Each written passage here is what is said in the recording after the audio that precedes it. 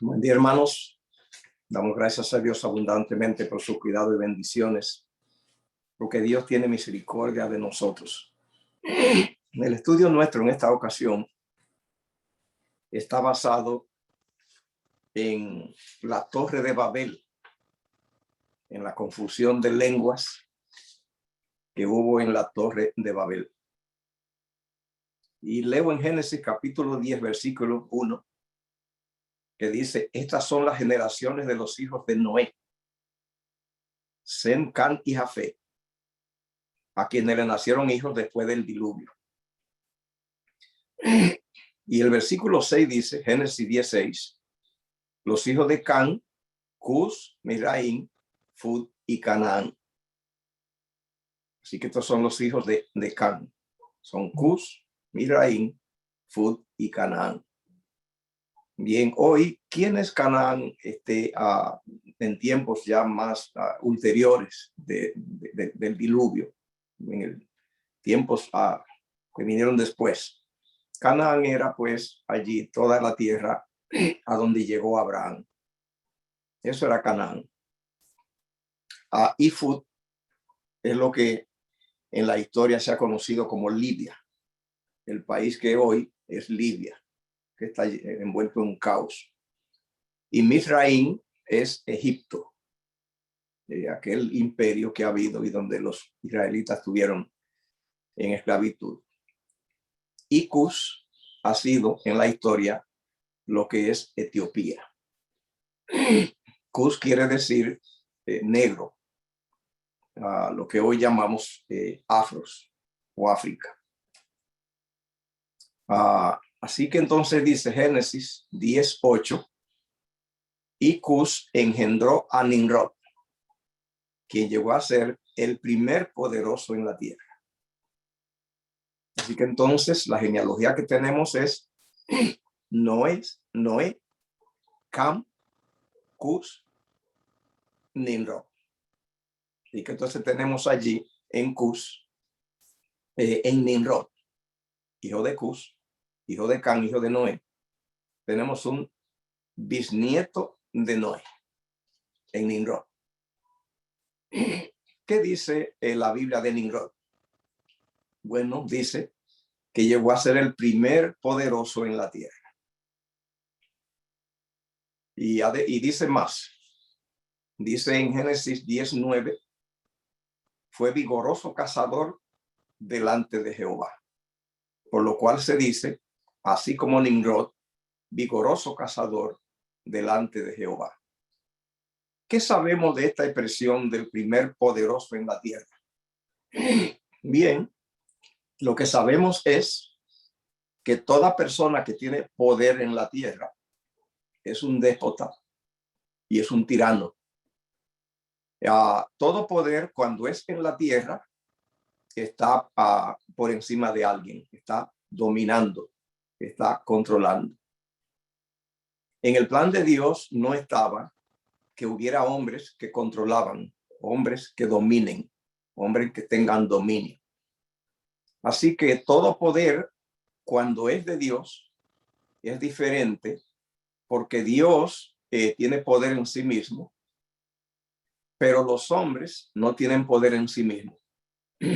No tenemos poder.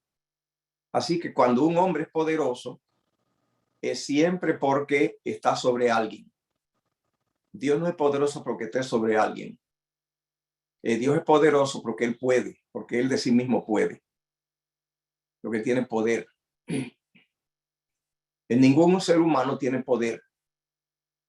Él no puede hacer cosas. Los seres humanos no podemos hacer cosas.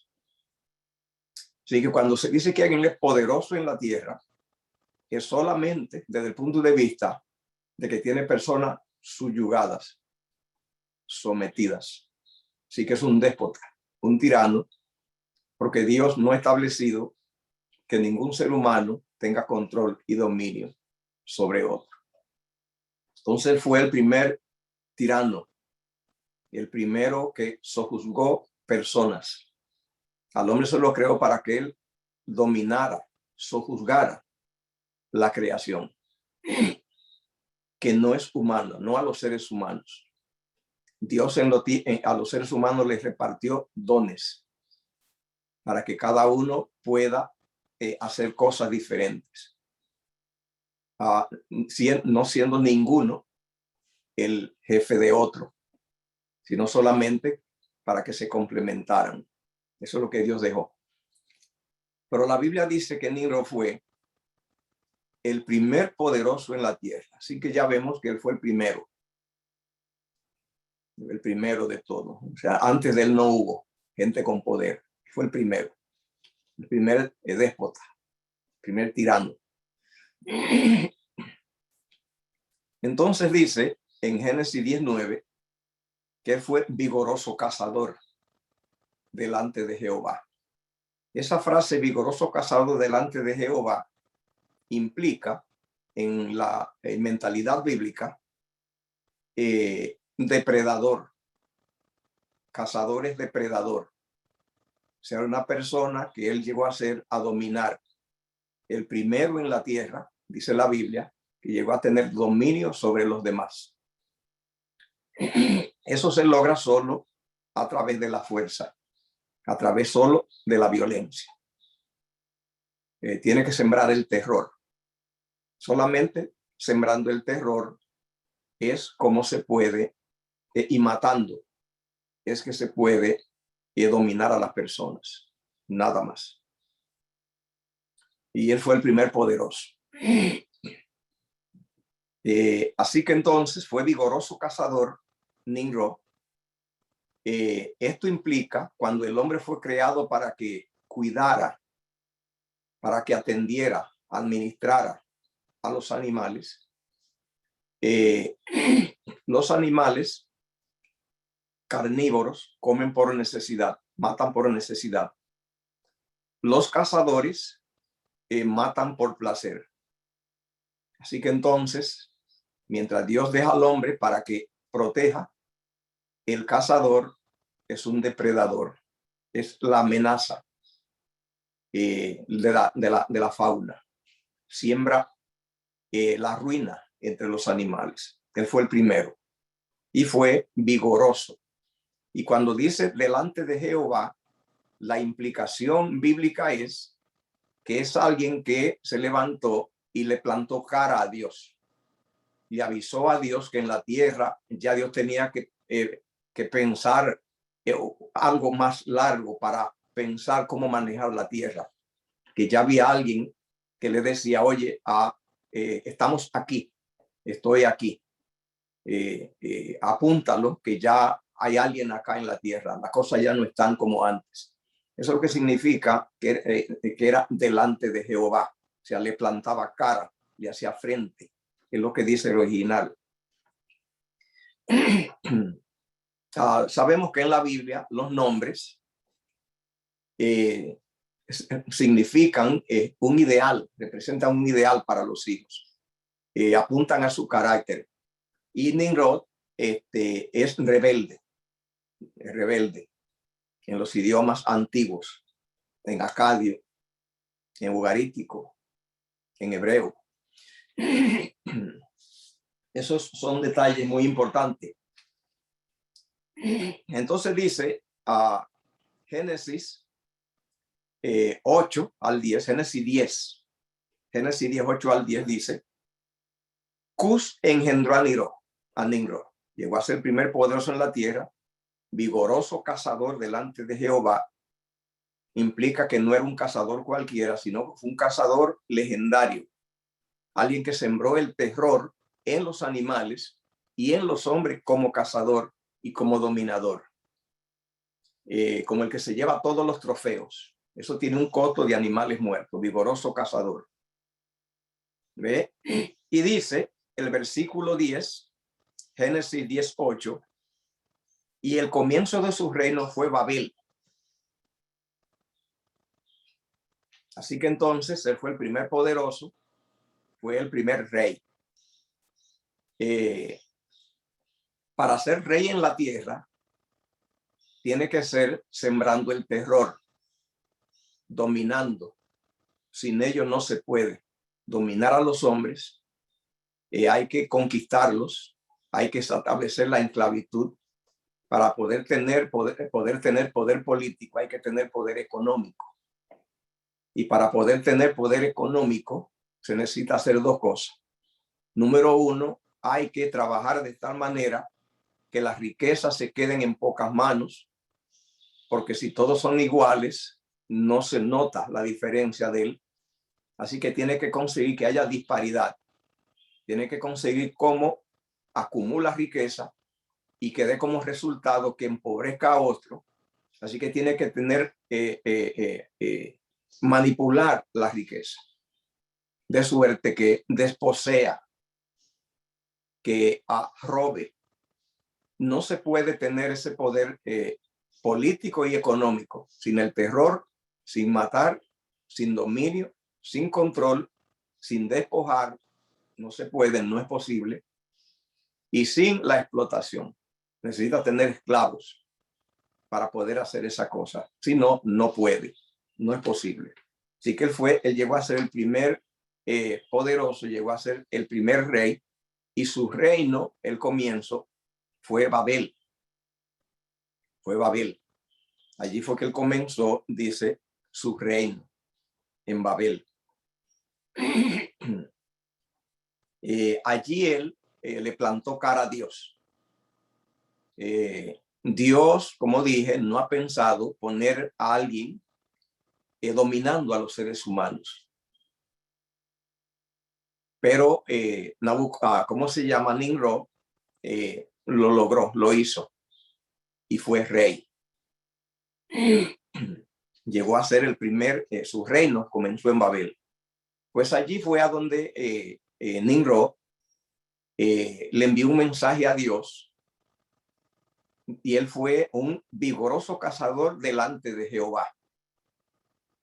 Eso indica que le hizo sombra a Dios, que Dios entendió que había alguien acá en la tierra que ya le plantaba cara. Allí empezó su reino, en Babel. ¿Ve?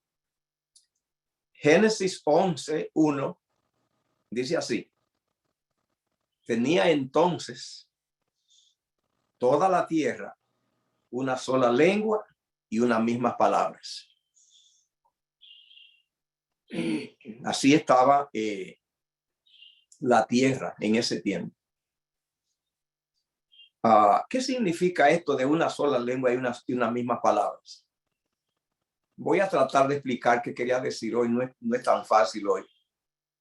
Yo voy a hacer un intento. Una sola lengua y una misma palabra significa que no había una corrupción del lenguaje, sino que tenían un idioma puro y que hablaban todos un mismo idioma. No se había corrompido la capacidad del hombre de expresarse. Eso es que significa una sola lengua y unas mismas palabras. Para que el ser humano pueda lograr eso, de que pueda tener una sola lengua y unas mismas palabras, que no se haya corrompido la habilidad del lenguaje, se necesita que el ser humano tenga un lector. Yo le llamo lectores, le llamo lector a la facultad del ser humano de mirar el medio, luego pero sobre todo de entenderse. Recuerde que el idioma es más que todo para entenderse entre los seres humanos. Esa es la razón del idioma. Entonces, no se había corrompido la manera de comunicarse, sino que el idioma estaba bastante incorrupto, estaba todavía virgen, se puede decir. Eso tenía una herramienta extraordinaria, y era que el lector que tenemos, nosotros lo que tenemos en la mente es un lector, un escáner, tenemos unas antenas para nosotros escuchar lo que nos dicen. Y tenemos que hacer un juicio de lo que nos dicen. Cada contacto humano es un juicio, es una operación mental extraordinaria, pero es una lectura que se hace. Recuerde que el lenguaje humano, lo oral, es decir, lo que yo estoy haciendo ahora que estoy hablando, lo gramatical, algunos expertos creen que no cubre sino solo como el 20% del lenguaje. El 80% son otros elementos. Mucho del lenguaje lo cubre, mucho de ello es la experiencia pasada. O sea, mis antenas están construidas por mi pasado. Desde el vientre de la madre, que estamos en el vientre, hasta que la edad que tenemos hoy, están pasando situaciones afectando nuestros sensores y acumulando en ello elementos, y esas antenas, con ellas es que escaneamos a las otras personas. Llevamos mucho acumulado para nosotros interpretar lo que las personas nos dicen. Así que un niño recién nacido, él no tiene capacidad de comunicarse, no tanto porque no sabe hablar. De hecho, no sabe hablar porque no ha escuchado hablar, porque no ha vivido. Porque el órgano que desarrolla la palabra lo trae. Es que no lo ha usado. Entonces, cuando lo oye por un tiempo, entonces es que comienza a formarse la palabra y la que escucha. Tiene que oír. Y entonces cuando las oye, pues ya la tiene, la entiende.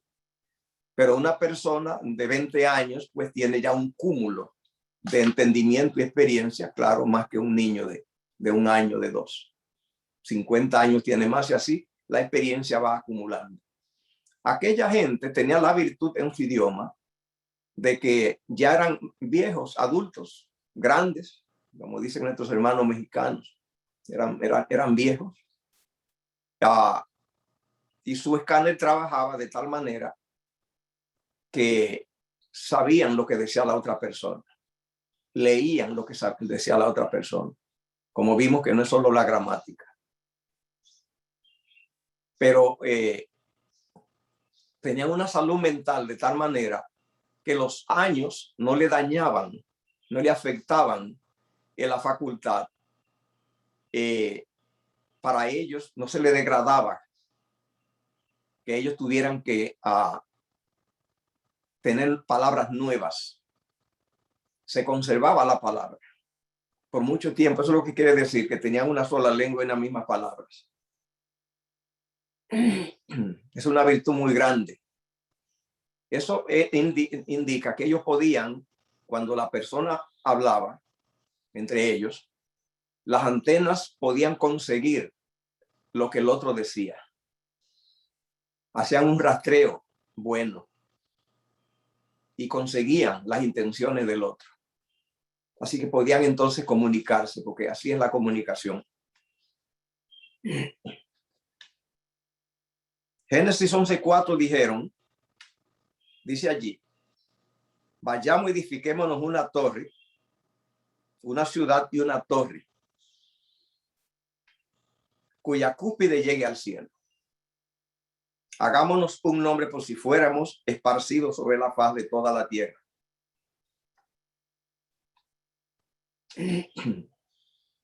Hay un problema aquí, y es que fue en Babel que esto pasó.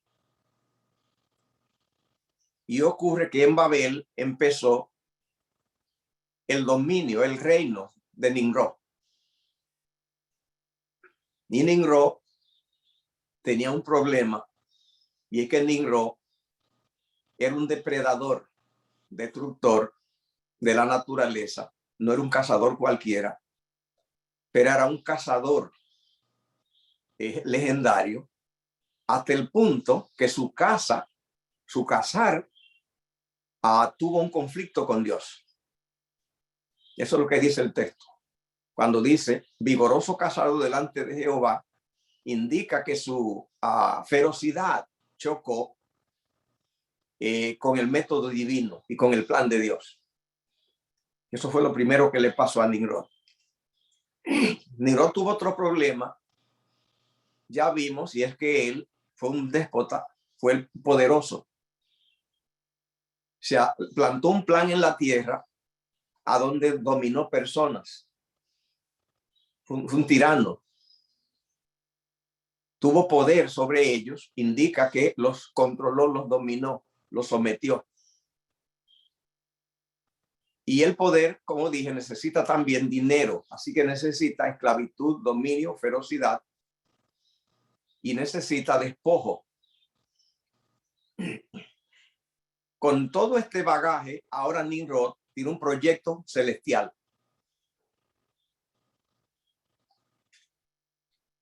Dice, hagámonos una ciudad que llegue al cielo.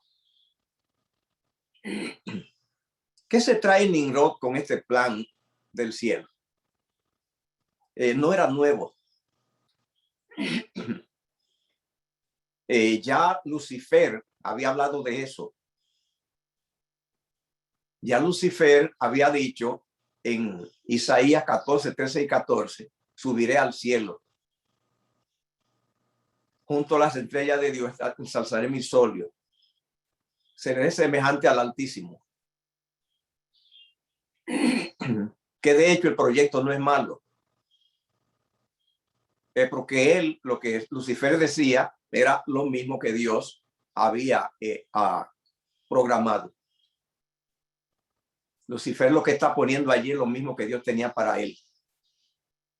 Usted dirá, y si es así, ¿qué de malo tiene el plan de Lucifer? Hay un detalle malo. Y es que él dice subiré, o sea que tiene un proyecto de Dios, pero que él lo secuestró y decidió hacer un proyecto de él, manejándolo él. Que el proyecto que Dios tenía era un proyecto que lo manejaría en favor del hombre. Y lo manejaría Dios en sociedad con el hombre. Cuando dice seré semejante al Altísimo, no es nuevo. En Génesis 1 dice que Dios al hombre lo creó a su imagen y semejanza. No hay problema con eso.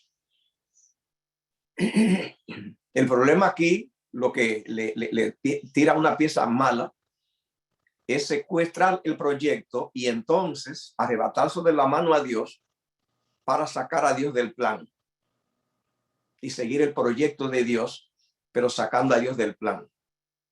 Eso lo vuelve malo. Nimrod lo que está es continuando eso. Lo de Nimrod no es malo porque es el cielo, es el proyecto bueno. De malo lo que tiene es que de ladrillos. ¿Por qué ladrillos? Fue a propósito. Nimrod sabía cómo subir al cielo como Dios manda.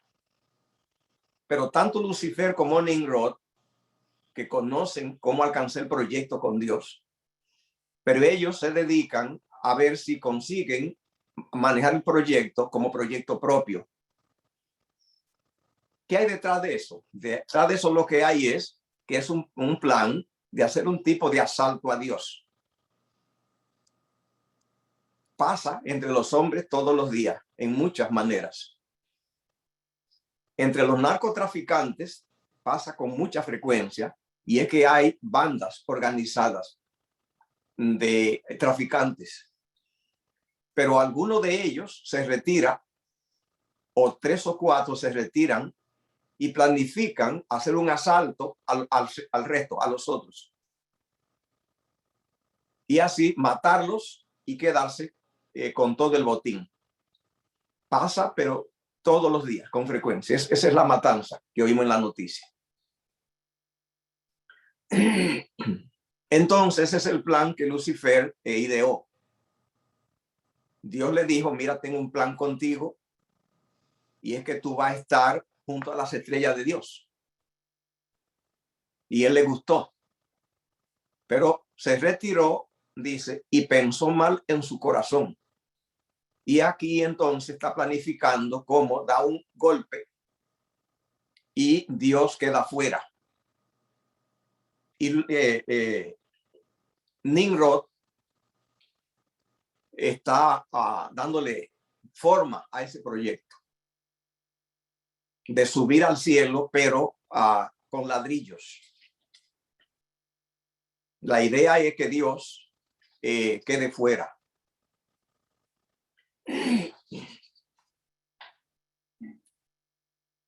Patriarcas y Profetas, página 110 dice: la posteridad de Canaán, hablando del nieto de Noé, bajó hasta la forma más degradante del paganismo. A pesar de que la maldición profética lo había condenado a la esclavitud, a Canaán.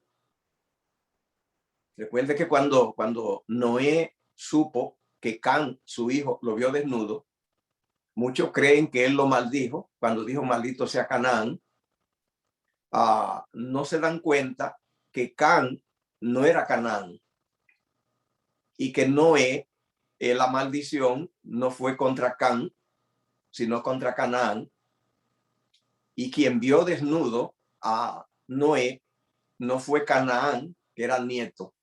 Quien lo vio fue Can. Por lo tanto, no es una maldición. Porque quien lo vio, repito, fue Can. Y Noé dijo, maldito sea Canaán. Y la maldición era que fuera esclavo de esclavos. Que fuera esclavo. Entonces, de eso es lo que la sierva del Señor está hablando aquí. Dice, la posteridad de Canaán, o sea, nieto de hijo de Can, él fue que le cayó la maldición. Repito, no era una maldición. Era una profecía. Cuando dijo que iba a ser esclavo de esclavos. Repito, porque no fue él, Canaán, a quien Noé se refirió, quien lo vio desnudo. Fue el padre, fue Can. Por lo tanto, no fue una maldición, repito, sino una profecía. Dice allí, a pesar de que la maldición profética lo había condenado a la esclavitud, la condena fue aplazada durante siglos. Dios sobrellevó su impiedad y corrupción hasta que traspasaron los límites de la paciencia divina. Así que entonces Dios no operó para que Canaán fuera esclavo. Pero toda la región de Canaán, a donde llegó Abraham, la tierra que Dios le prometió en Canaán, esas naciones todas fueron arruinadas e invadidas por blancos del norte y por gente de otra región. Fueron esclavos. Pero la profecía va más lejos. Está pensando es en la esclavitud de los negros.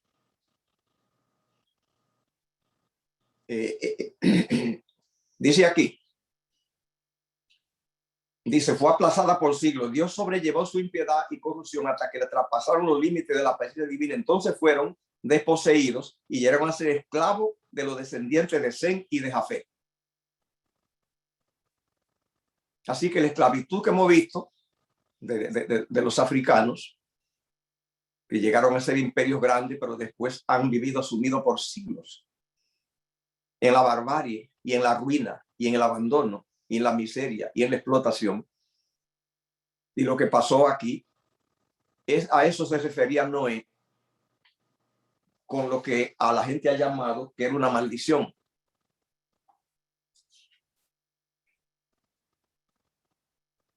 ¿Hizo Dios algo contra ellos para que esto pase? ¿Operó Dios un plan? No. Sino que lo que hizo fue que los retuvo, y cuando ya humanamente, o sea, el hombre ya, Dios no pudo cubrirlo, el hombre quedó fuera de su alcance por conducta, porque cuando el ser humano se va alejando de Dios, Dios pierde, dicho en lenguaje humano, la capacidad de poder operar en él. Se le escapa. Esto ocurre por la libertad que le da. Que si Dios no permitiera eso, lo convertiría en una mascota.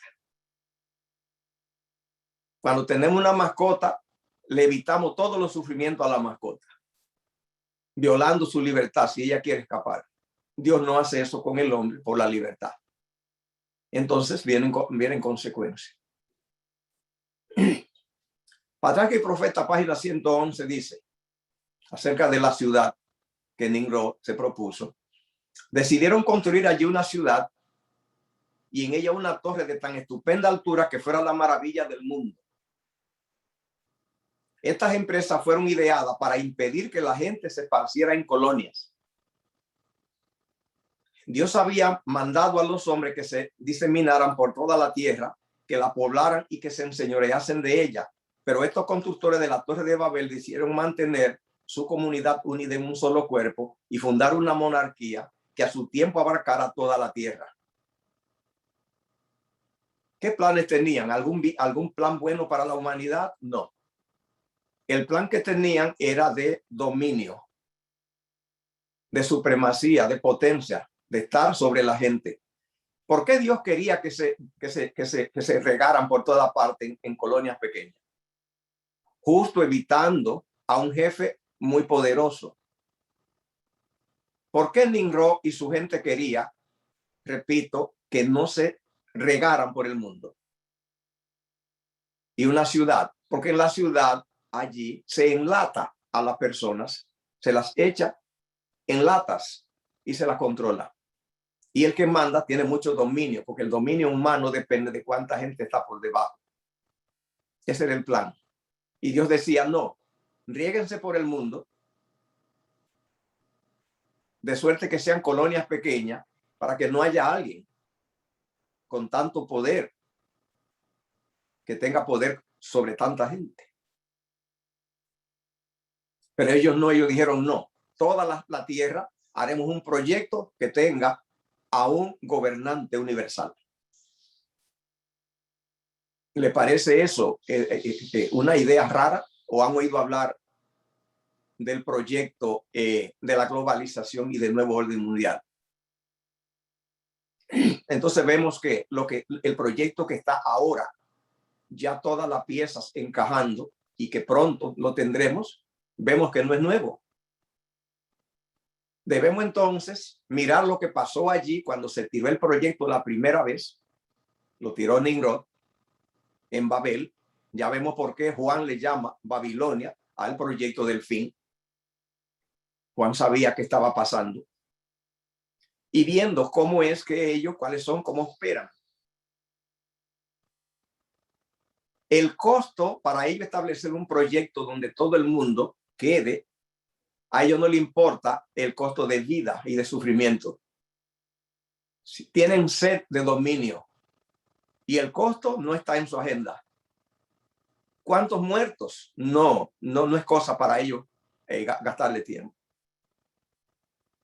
Lo que necesitan es poder. ¿Qué buscan detrás de eso? Bueno, vimos ya lo que hacía Nimrod, depredar. Y vimos también que le plantaba cara a Jehová, dice vigoroso cazador ante Jehová. Y además de eso, dominio y poder. La pieza más importante que esto tiene, que la vuelve compleja, es el proyecto celestial. Que Nimrod dijo, una torre que llegue al cielo. Hay dos maneras. Una es con Cristo y la otra es con ladrillos. Entonces ya entendamos bien qué es lo que se avecina.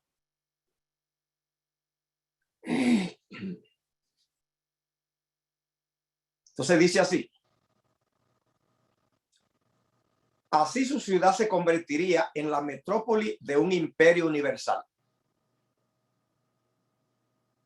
Su gloria demandaría la admiración y homenaje del mundo y haría célebres a sus fundadores. Cuando Lucifer se miró en el espejo y vio todas sus cosas que Dios le puso, belleza y talentos, por un tiempo admiró a Dios. cuando miró que Dios era capaz de hacer cosas tan maravillosas.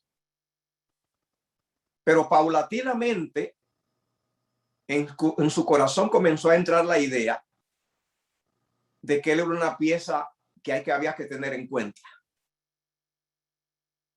Y ya ahora, el darle gloria a Dios por hacer algo tan maravilloso como él, fue cambiando y comenzó a sentirse maravilloso él. Y entonces planificó que el plan que Dios tenía de que subieran a las estrellas, él decir, me gusta el plan, pero buscaré cómo doy un asalto y me alzo con el proyecto, que Dios quede fuera. Porque veo que yo me merezco un puesto más elevado.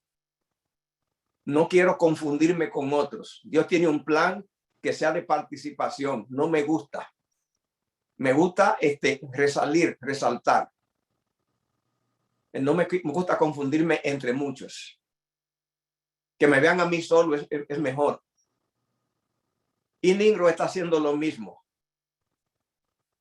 Fue el primer tirano en la tierra. Y luego el proyecto del cielo es una continuación. Ya en la tierra ya tenía control y dice, ahora el siguiente paso es el cielo. ¿Qué buscaba? Bueno, ya Lucifer al comienzo glorificaba a Dios. Después cambió.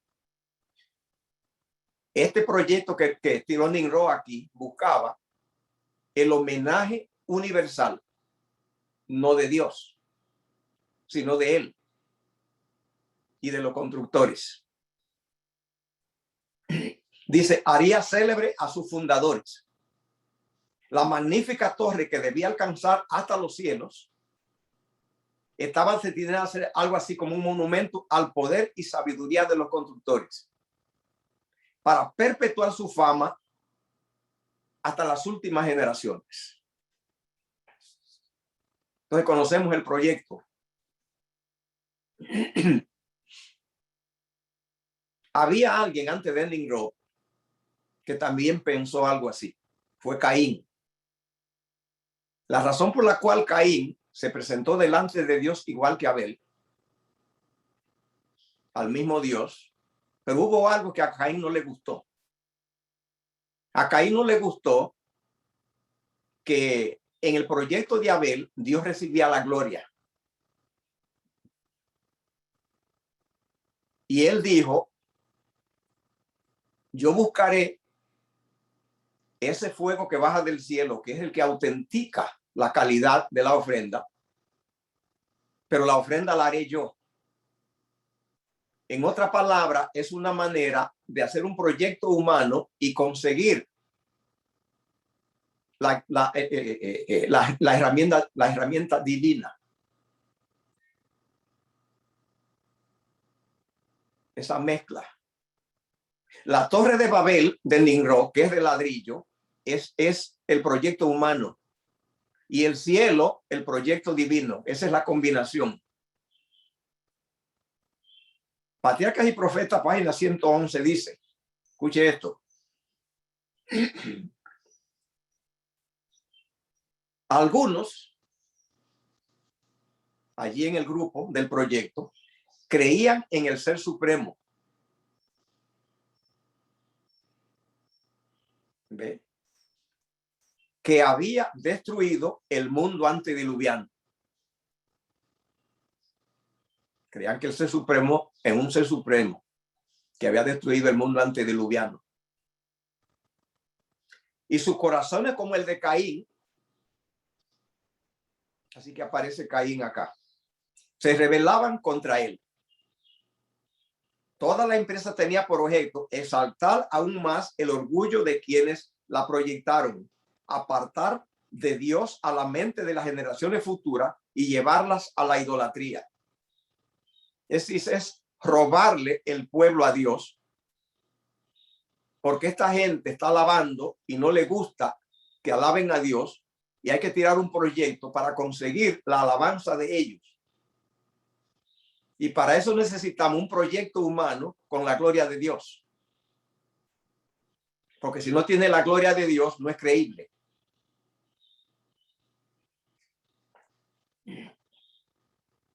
Patriarcas y Profetas, página 111, dice: de repente la obra que había estado avanzando tan prósperamente fue interrumpida. Fueron enviados ángeles para anular los propósitos de los edificadores. Así que vinieron ángeles. ¿Qué ángeles son esos? Pero dice que vinieron ángeles.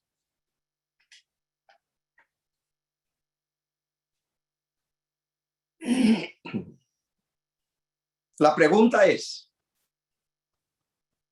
¿en verdad Dios confundió las lenguas?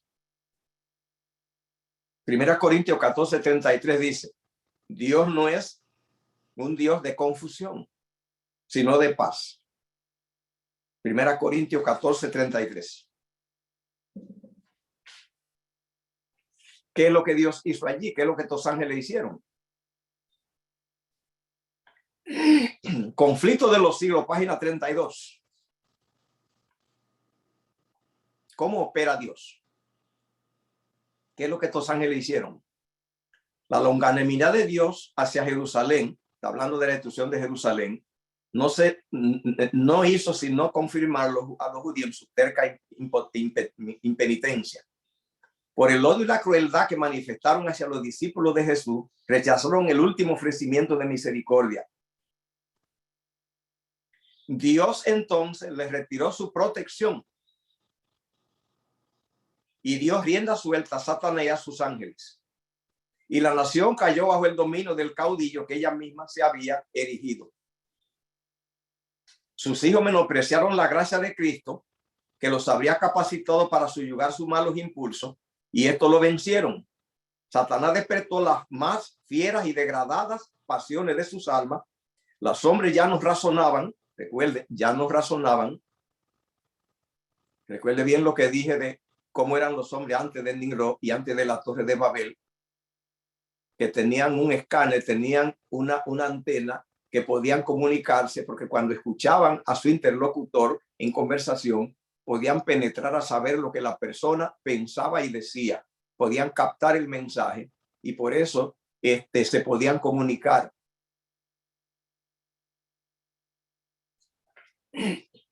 Pero algo pasó en la Torre de Babel y es que allí ellos ya perdieron la capacidad de comunicarse. Y ahora cuando el otro hablaba, ahora ya no había una lectura. Los ángeles lo que hacen, según la revelación, es proteger. Así que vinieron ángeles, dice, y pararon la obra, la interrumpieron. Los ángeles que protegen la salud mental y física de los hombres hicieron cosas allí y quedaron fuera de la protección de esos ángeles y perdieron la capacidad ya de poderse comunicar.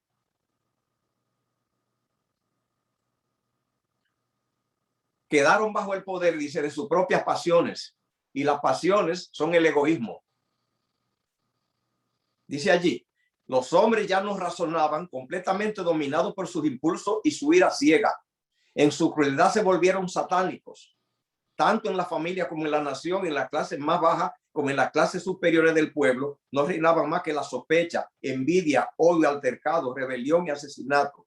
No había seguridad en ninguna parte. Los amigos y parientes se hacían traición unos a otros. Los padres mataban a los hijos y esto a los padres. Este caos que vino para que Jerusalén cayera y se destruyera, ¿hubo alguna actividad divina para que eso ocurriera? Conflicto de los siglos, página 39 y 40. Los padecimientos de los judíos son muchas veces representados como castigo que cayó sobre ellos por el decreto del Altísimo. Así es como el gran engañador procura ocultar su propia obra. Por la tenacidad con que rechazaron el amor y la misericordia de Dios, los judíos se hicieron retirar su protección. Es así como entonces Dios opera con los malos. No viene con un garrote ni con una herramienta y los ataca. La operación de Dios consiste en proteger y la operación de Dios consiste en que se salgan debajo de su protección.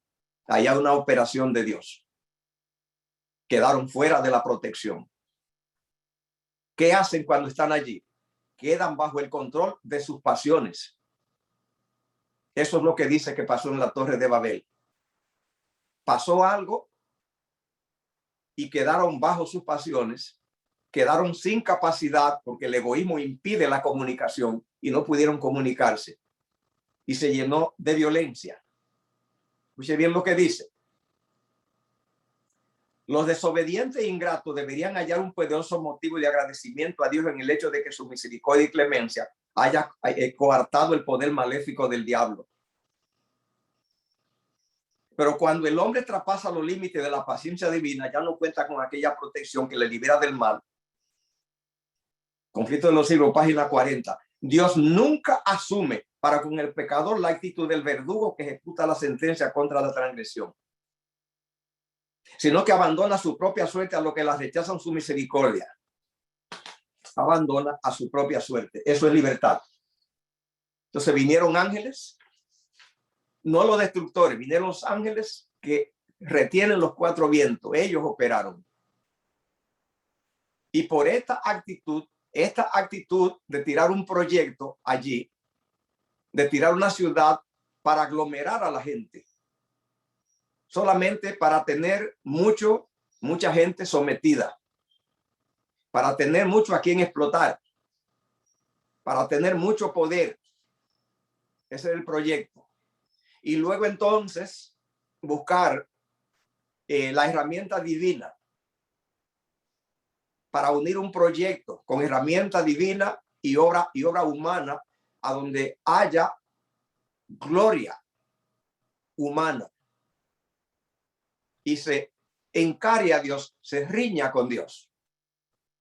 Jehová queda sin control, no, sus herramientas colapsan, pierden fuerza sobre la mente y la mente ya no puede operar, no puede funcionar.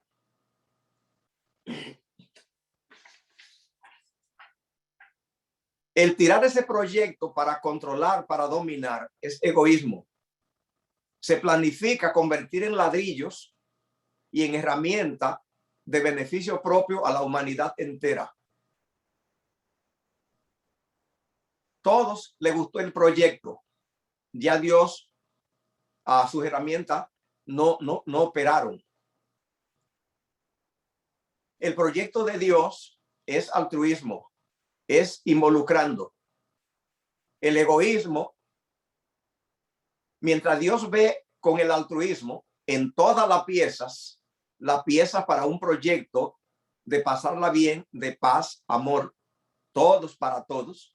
En el egoísmo es eso mismo, pero al revés, todo contra todo. Pero alguien sabe capitalizar la confrontación, el caos y la intriga con estrategias y engaños y consigue apoderarse de la mente de todos y entonces consigue poder. Es el proyecto del anticristo. Eso es lo que se está fraguando ahora. El egoísmo aísla. Es claro y simple, se puede ver en cualquier ciencia. Puede verlo en política, puede verlo en finanzas, puede verlo en la agricultura, puede verlo en todas las actividades. Que si los hombres se unen, entonces pueden mucho.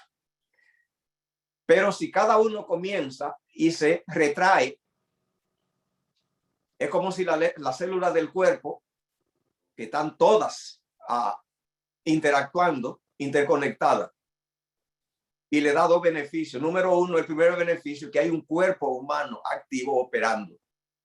Y dos, eso trae como consecuencia que en ese cuerpo operando, ellas están operando y viven. Si las células dijeran, ya no me gusta el plan altruista de estar interconectado, voy a dedicarme a mis cosas, pasan dos males. El primero es que el cuerpo todo muere. Y el segundo es que ellas mueren. Así que el egoísmo aísla. y allí hubo un problema. La Biblia dice que hubo confusión de lenguas. Escuche bien. Yo le llamo a lo que pasó en la Torre de Babel el antipentecostés. El antipentecostés. Cuando nosotros leemos entonces ahora en Hechos capítulo 2 y el versículo desde el 1 nos dice lo siguiente. Cuando llegó el Pentecostés, estaban todos unánimes juntos. De repente vino del cielo un estruendo como de un viento recio que soplaba, el cual llenó toda la casa donde estaban sentados. Se repartieron lenguas repartidas como de fuego, asentándose sobre cada uno de ellos, y fueron llenos del Espíritu Santo. Comenzaron a hablar en otra lengua según el Espíritu daba que hablasen, y todos se entendieron. Ahora entonces sabemos qué pasó en la Torre de Babel. En la Torre de Babel hubo una actitud hacia Dios que cosechó un resultado en la mente humana, y ya no pudieron comunicarse, porque para comunicarse con una comunicación que tenga sentido, que funcione, hay que tener antenas altruistas. El egoísmo no deja comunicarse. Hoy no hay comunicación. Usted ve una persona hoy que no pertenece a ninguna religión y tiene acceso usted a ella desde que se va a una religión que cree en Dios. Llámese como se llame, cristiano, como se llame, musulmán, católico, que cree en Dios. Inmediatamente ya se aisló y ya se perdió. Ya nadie tiene acceso. Desde que se mete a la religión de Dios, inmediatamente cría un cucurucho, un nicho, y ya simplemente no puede oír a nadie. Y está con miedo y cree que todo el mundo viene a conquistarlo, a sonsacarlo. Y cuando conversa dice, tú no me vas a convencer. Todo el mundo está en una fortaleza. Y eso es muy peligroso de que la gente de Dios haga eso. Algo anda mal.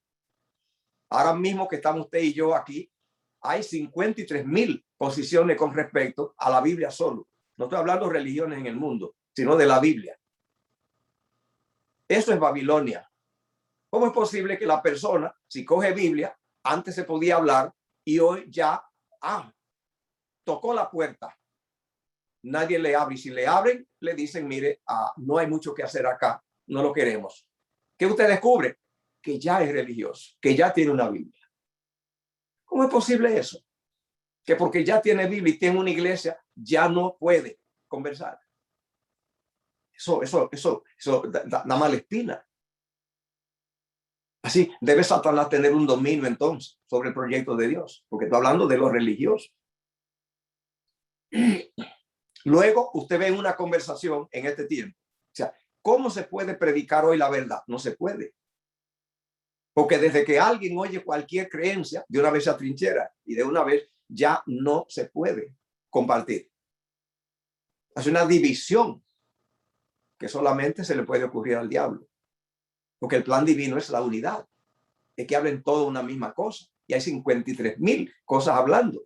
Cuando vemos un grupo de personas hoy hablando, usted puede observar que nadie tiene en cuenta al interlocutor.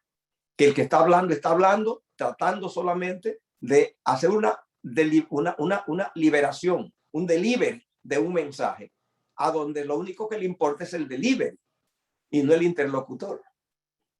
Es muy raro oír en la manera de conversar de ahora, de nuestros días, un grupo de gente o dos personas hablando, que hablen y que el tema gire en torno a los intereses de ellos dos. Casi siempre toda conversación que se oye, usted puede escuchar es que el que está hablando pone sus intereses y habla hasta que no quede ya nada que él no puso. Y cuando el otro habla hace lo mismo. Y eso es un problema de comunicación. No hay comunicación allí. Porque comunicación tiene la partícula gramatical co, una C y una O, que significa en equipo, grupo. O sea, tenemos un problema muy serio. En el Pentecostés simplemente allí, lo que pasó allí a donde tenían una sola lengua, y luego ahora hay un deterioro mental. Desde ese momento, la humanidad en el mundo, escuche querido, cada kilómetro, cada 3 kilómetros, cada 5 millas, cada 8 millas, ha habido en el mundo un idioma diferente. Yo le puedo poner un ejemplo. Si hay algún boliviano que me esté escuchando.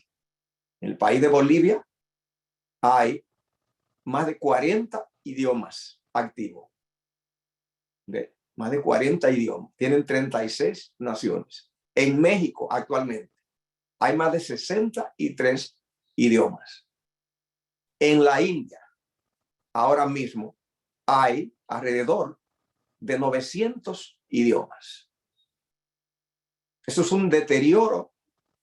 Allá, antes de Nimrod, eso era el problema que no tenían. ¿Cómo se logra esto? ¿Cómo ha habido este deterioro? Lo ha habido porque se dañó el escáner, el lector, el productor de las palabras y perdió el control. Hubo un desastre en el entendimiento. Y cada vez que un grupo de personas se alejaba ya por 6 meses del grupo, ya cuando venían ya no se entendían. Sin control total. Ese no es el plan de Dios. ¿Cómo lo sabemos? Por el Pentecostés. Que en el Pentecostés simplemente allí, que hay tantos idiomas, todo el mundo se entiende. ¿Cómo se logró eso? La Biblia dice cómo. Allí lo dice. Mire cómo lo dice allí. Mire lo que dice la Biblia allí. En Hechos lo dice. Mire lo que dice allí. Hechos 2:37. Al oír esto se compungieron de corazón y dijeron a Pedro y a los otros apóstoles: varón hermanos, ¿qué haremos? ¿Cuántas lenguas había allí? 40, 50. Oyeron todos a Pedro. ¿Cómo pudieron oírlo? Porque hubo un antibabel. El Espíritu de Jehová, él simplemente cura la mente de ese deterioro. ¿Cómo lo cura? Porque eso vino cuando el corazón se levantó contra Dios en egoísmo.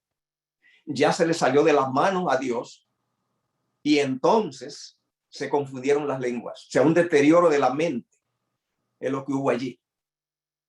Y ya no puede entenderse la humanidad.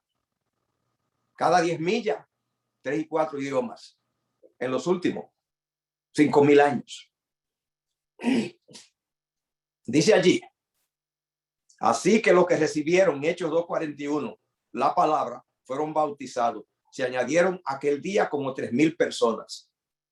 Ahí había de todos los idiomas que había allí. Escuche bien lo que dice: perseveraban en la doctrina de los apóstoles, en la comunión unos con otros. Te ve la partícula comunión. Eso indica comunicación. Lo que hubo en Babel, confusión. Esto es lo contrario, dice comunicación. Jehová es Dios de comunicación, de conexión, de conectarnos a todo en el espíritu. Cuando los otros importan, se cura ese problema de deterioro, de disgregación. Dice la comunión uno con otro, partimiento del pan, las oraciones. Dice aquí: todos los que habían creído estaban juntos y tenían en común todas las cosas. Entonces ahí vemos otra vez una sanación del problema de Babel. Voy a terminar con esto. Escuche bien. El plan de Satanás es simplemente el caos en la humanidad. El que haya confusión. Hoy ahora no tenemos mucho problema de confusión con las lenguas, porque ahora esto ya se escribe y los idiomas escritos perduran y se puede aprender y todo esto. Pero Satanás ahora descubrió la confusión en ideologías, actitudes, posiciones, mentalidades. Y el egoísmo simplemente incapacita a la mente para poder cooperar con el vecino. En el evangelio simplemente de Dios, amando a Dios y amando a los seres humanos, se cura ese problema. Pidamos nosotros en oración día y noche, queridos, de que nosotros podamos el corazón ser lleno del amor de Dios, para que podamos nosotros recibir ese ingrediente de unidad, de que los otros importen, un puente entre todos, un único pueblo, una sola creencia, que los otros sean lo que importen. dice que tengan todo un mismo sentir, que consideren a los otros como superiores a sí mismos. Recuerde lo que he dicho en el diálogo. Oye cualquier persona conversando y oye que el que habla no tiene en cuenta al interlocutor. Expone su punto hasta que quede la última expresión. Y ese es el hablar de la mayoría. O sea, no se habla cuando habla con otro en base a los intereses de ambos. Ese es un problema. Porque Dios ha dejado que la sabiduría esté regada en toda la humanidad, que todo el mundo sepa. Y el que anda con antenas paradas y cuando habla es importándole al otro, queridos, recolecta sabiduría que no tiene límites. Pero usted va a encontrar personas que después de décadas usted encuentra que no crecen en el conocimiento. ¿A qué se debe? Que cuando hablan el otro no esté en la agenda. Ellos están ocupados y tienen que decir. Y cuando terminan, ya terminó su trabajo. Los otros no están, no importan. Ese es un plan simplemente elaborado por Satanás del egoísmo, para que juntos no nos entendamos y no nos comuniquemos. Así que el mundo está hoy con población que nunca tuvo, 7,000 y pico de millones de personas, cada una es una isla. Y el plan, el espíritu de Jehová es que los otros importen, hacer un solo pueblo, que hablemos una misma cosa, que los intereses de los otros estén por delante. Y el espíritu en el Pentecostés vino y hizo eso. Curó el problema de Babilonia. Babilonia tiene un plan y es de buscar poder, y eso es lo que el egoísmo hace. Que yo, la pieza mía, yo, esa deben todos saber que yo importo. Al hablar, debo hablar que todos se den cuenta que yo estoy aquí. En el amor, yo debo hablar que el otro entienda que yo me doy cuenta que él está. Es la gran diferencia. Así que el proyecto del dominio mundial, del poderoso que quiere controlar, va a venir a la tierra. El proyecto de Cristo, de un pueblo también, a donde el otro importa y el amor es el que cuenta, ese proyecto también está. Y tenemos que escoger y vivir en una dinámica de trato, eligiendo uno de esos dos sistemas. Padre que moras en los cielos, grande es tu misericordia. Nos ponemos en tu mano. Cuídanos en este día. Ponemos en tu mano tu iglesia. En el nombre de Jesús. Amén.